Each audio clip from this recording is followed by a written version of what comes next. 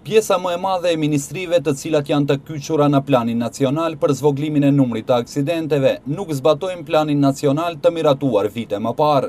Madje ministrit kanë edhe një trup koordinues mes tyre për këtë qëllim, që udhëhiqet nga zëvendës kryeministri Vladimir Peshevski, por edhe ky trup koordinues nuk funksionon. Kështu thot profesori Vullnet Palloshi, i cili ka marrë pjesë në hartimin e strategjisë nacionale për zvoglimin e aksidenteve. Sipas tij janë miratuar madje 2 strategji ndër më të mirat në Ballkan, sepse janë marrë përvojat pozitive nga vendet tjera, por në praktik asgjë nuk bëhet. Një periudhë më të gjatë, edhe pse është formu një trup koordinues në nivel të qeverisë, ku zëvendës premieri Peshevski është koordinator i bashkë këtij komisioni dhe këtij trupit koordinues për zvoglim të aksidenteve në komision, rezultate nuk ka, edhe pse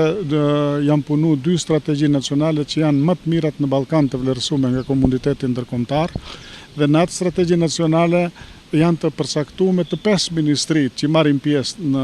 zvoglimin, që duhet të marrin pjesë në ndikimin në zvoglimin e aksidenteve dhe vdekshmërisë,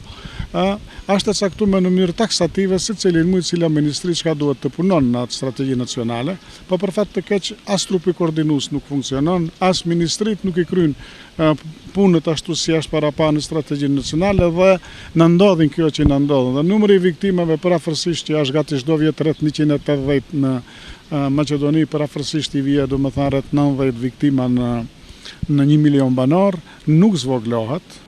Sipas tij në vendet perëndimore, në 1 milion banor jetën në aksident humbin 40 deri në 50 persona dhe punohet në zvoglimin e tyre akoma. Megjithatë, në Maqedoni është sjellur strategjia nacionale deri në vitin 2020, megjithatë mos funksionimi i institucioneve ka bërë që të mos ketë zvoglim të numrit të aksidenteve, pasi që nënvizon Palloshi, ministrit nuk i kanë kryer punët dhe obligimet në sferën e tyre, ndërsa gjithçka rrotullohet rreth asaj se si ndëshkohen vozitësit.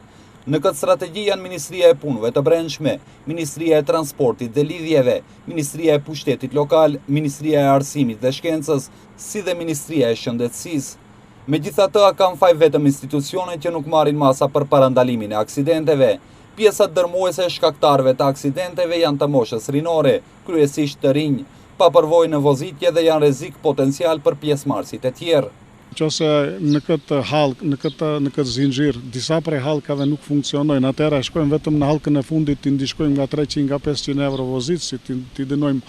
të themi ku e diun, ti dënojmë edhe prindit për mos përmbajtje në vozitje të lejes për 16 vjeçar që është që nuk mundet të vozitet pa lejen e prindit, që nuk mund të vozitin, janë bërë ata ndrimin në ligj, që nuk mundet edhe ai vozit si i ri 2 vjet duhet të ketë mbas orës 12 personin me veti që mos gjen deri në aksidente. Ne këta i kena marrë të gjithë kur kemi punuar këtë strategji nacionale, kemi marrë domethënë përvojat më pozitive për gjithë shtetet të perëndimit si ta zvoglojmë këtë numër. Më për fat të keq, kretë këta që i bëjmë, nëse këta 4 hallka tjera që janë preventive nuk funksionojnë, hallka ndëshkuese është shumë pak mundet ta zbret këtë numër. Sipas profesor Palloshit, prindrit me dorën e tyre i bëjnë fëmijë të rebeluar, duke u mësuar timonin qysh në fëmijëri të hershme.